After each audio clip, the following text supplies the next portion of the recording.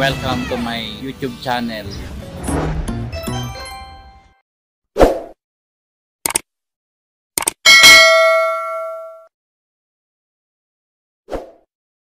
A few moments later.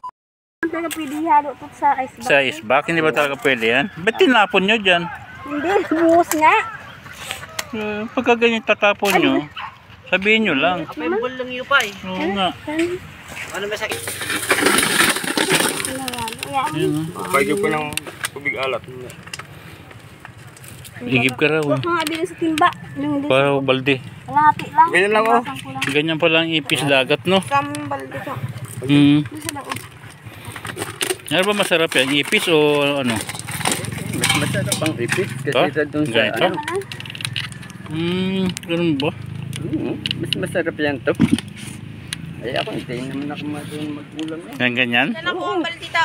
Ewan ko, ignorante ako sa mga bagay na ganyan. Pero pag uras ako ng ipis, yung mga ganito lito, yan ang mga paborito ko, ang likod niyan. Matitikman mo yung likod. Sabi nila nakaka-high blood daw yan. Ha? Nakaka-high blood daw. Nakaka-high blood. Pag binabayaran, pero pag hingi, ay, nako. Di ba nakaka-high blood yung wala kang maulam? Oh, ano?